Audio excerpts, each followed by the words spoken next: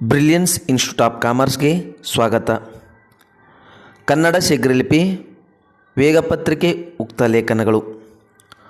ಸನ್ಮಾನ್ಯ ಅಧ್ಯಕ್ಷರೇ, ಈ ಸಭೆಯ ಮುಂದೆ ಇರತಕ್ಕ ವ್ಯವಸಾಯ, ಅರಣ್ಯ ಅಭಿವೃದ್ಧಿ ಈ ಬಾಬುಗಳಿಗೆ ನನ್ನ ಪೂರ್ಣವಾದ ಬೆಂಬಲವನ್ನು ಕೊಟ್ಟು 4 ಮಾತುಗಳನ್ನು ಹೇಳಲು ಬಯಸುತ್ತೇನೆ.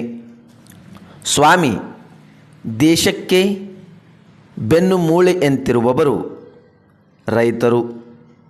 ರೈತರಿಂದಲೇ ದೇಶದ ಅಭಿವೃದ್ಧಿಯಾಗಬೇಕು ಎಂಬ ಮಾತನ್ನು ಇವತ್ತು ಒಪ್ಪಿಕೊಳ್ಳುತ್ತಾ ಇದ್ದೇನೆ.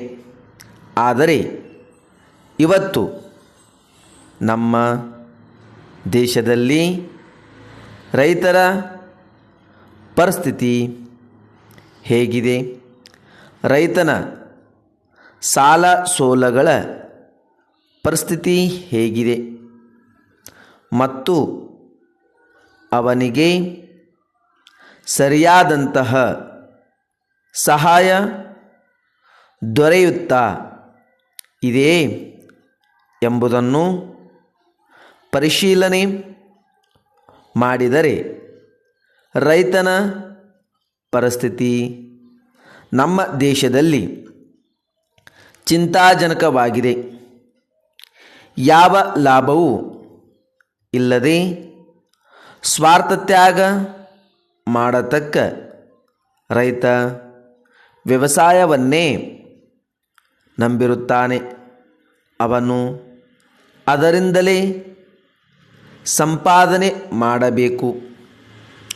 ರೈತ ಬೆಳೆದ ಆಹಾರ ಧಾನ್ಯಗಳಿಗೆ ಸರಿಯಾದ ಒಂದು ಬೆಲೆ ಇಲ್ಲ.